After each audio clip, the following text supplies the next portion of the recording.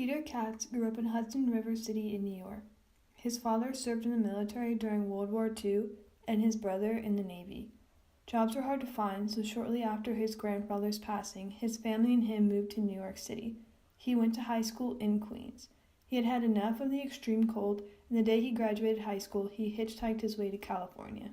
It was so cold, couldn't stand the snow and ice. We used to get, every time New York City got 3 inches, we got 23, you know. Of snow? Snow was up to the second floor. He had to climb out the window. My dad used to have to keep a blanket on the motor, so the car would start, and we'd get to 20 below in the wintertime sometimes, I remember Easter a couple of times where we had to climb out the second floor window to go to school, So when I graduated high school, I said, that's enough for me. And I left the day I graduated high school, hitchhiked out here. Wow. He lived on the beach in Laguna for a year looking for jobs. He eventually found a job picking oranges and chili peppers. While working in the fields, the workers were being sprayed with DDT, and he joined a farmer worker union and met Cesar Chavez. He later found a job with the Postal Service, handling finances and revenue production, and retired after 33 years of labor. A year later, he got drafted to help the Vietnam War efforts and tried to ignore it. If you don't go, I'm going to have to let you go. So I went home and I talked it over with my dad, and my dad had been in World War II. He was one of the first boats at Omaha Beach, and in World War II. And he was in 5 of the biggest battles of World War II. And he said, son, I was a cook.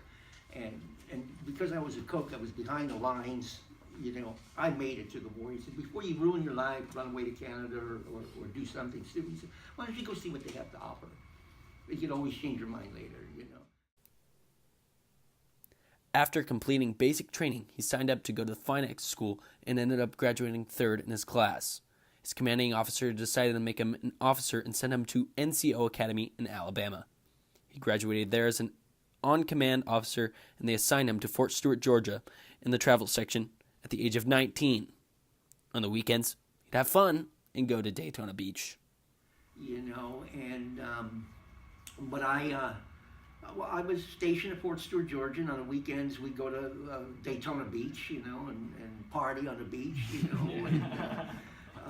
So I didn't think I was going to go anywhere, so I went out and bought a car, 69 Mach 1 for $2,100 cash out the door. It's the 392 Cleveland engine, and we were going to Florida every weekend,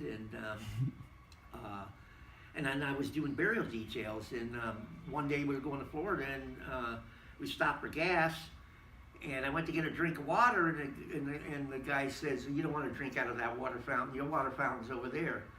And I looked, and I had grown up in the north, and the sign said for colored only, and he says, are you stupid, you can't read, didn't you go to school, your fountain is over there. And I looked at him, I said, you know what, and he was, if you ever seen that movie Cool Hand Luke with the silver Stetson hat, silver sunglasses, two Colt 45s on his hip, the big real swagger of the state police. And so, and I looked at him, I said, you know what, officer, I'm not thirsty. And he said, you being a wise guy? I said, no, I'm just not thirsty. He said, either you go and drink water from your water fountain, I'm going to throw you in my jail. And I said, then you're going to have to throw me in jail. And sure enough, he did. I had to call a Third Army general to bail me out of that because I had a funeral I was going to, Wow. So, and then, and we got to the funeral. It was in Lake Okeechobee, Florida. And they found out my trumpeter that plays taps for the burial was black, and they refused to go ahead with the funeral. And this kid was a high school quarterback. He was a hero. It was 300 people coming to the funeral. And so I called the general up, and he made me drive to Lackland Air Force Base to find an Air Force guy that could fit in this kid's uniform that could play trumpet. And then I had to tell him why he wasn't playing. It was only because he was black. See, so those were the times that we grew up. While there, he was put in charge of burial details. He had presided over 28 military funerals for the United States Army. He had a really rough time. The Vietnam War was a pretty controversial war. During the war, the U.S. had an anti-movement, women's movement, gay rights, and the civil rights movement. It was a really, really rough time. The Vietnam War was a very controversial war. And there was so much happening in such a compressed period of history. Every 100 years, you get a 10-year period of so much going on in history. You had not only the Vietnam War going on, but you had the anti-war movement, the protests on the campuses, students killed at Kent State. You had the women's movement, you had the gay rights movement, you had the environmental movement, all happening at the same time. The civil rights movement, And Then, after being stationed at Fort Stewart for some time, he got a notice for orders in Vietnam and Korea. He was assigned to the headquarters of the 8th Army up in Ujingbu by the 38th parallel. His job was to pick up the money from the banks in Saigon. He was given a bodyguard with a machine gun and a pilot who spoke 3 languages and flew a small fixed-wing aircraft. On payday, his responsibility was to get all the money to the troops in the field. My job to pick up money at either the Bank of Seoul or the Bank of Saigon, and $3-5 million at a time, and get it from point A to point B. And if you lose it, don't come back. That was the orders you had. And it was funny money. It was like monopoly money. It wasn't real American currency, but we used a monopoly money because we had to pay troops by cash. These days, they only pay kids. Everything is direct deposit to your bank account, so you don't have that problem out in the field of getting money to soldiers on payday. You got paid once a month in the military, but that was our busiest day. Everybody got that day off except us, and our job was to get all the money out to the troops in the field. So I was picking up $3 million, $5 million at a time. One time the Jeep broke down, and I had to send my driver to get help.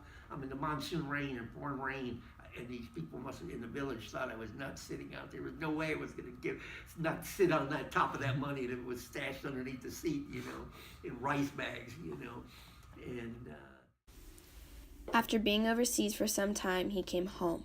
When he got out of the service, they had held his job, but his seniority was taken away, and his 7 years in the service he didn't get credit for. He had to file for grievance and had to go to Congress to get it back. He joined a union and became a full-time union officer, so he traveled quite a bit. During this time, after serving in the military, he has met many famous people, including President Carter, Loretta Sanchez, and President Clinton. He met his wife at the age of 58. They married in Jamaica and spent 6 weeks sailing the Caribbean. He went to Cal State Fullerton, but also took summer courses overseas in Paris, the University of Sola in Sweden, University of Moscow, and the University of Americans in Toluca, Mexico. He hitchhiked all over Europe. My favorite song, and this was my wedding song, was Van Morrison's Marvelous Night for a Moonlight Dance. Marvelous Night for a Moonlight Dance. But I like Bob Marley. We got married in Jamaica. We went up to his hometown to see and met some of the kids from his high school and at 9 Mile. But I liked all the music was great in those days. He is very involved with helping his community and his fellow veterans who may be struggling. He has been a part of a committee for 10 years now trying to get a veteran cemetery built, is the head of the Neighborhood Association Committee overseeing 64 neighborhoods in Santa Ana, and is involved with helping Judge Carter clean up the homeless situation in Orange County. The military had taught him a lot of skills that he will never forget. Anyway, but to this day it haunts me, every time you hear in the paper, soldiers killed in the field of action. There's no such thing as, to me, there's no such thing as a hero. It's just the luck of the draw, being in the right place at the right time, and you don't think when you react. You don't think what color the guy is next to you, what his race is, what his religion is. Just make sure he's a good shot, he's got your back, and that's the way you stayed alive, and as a young kid, you did stupid things. You went out, you dated girls. He believes deeply in our country and freedom for all. Peter Katz is a decorated war veteran and was awarded the National Defense SVC Medal, the Vietnam and Korean Service Medal, and the Armed Forces Expeditionary Medal. Thank you for your service to our great nation.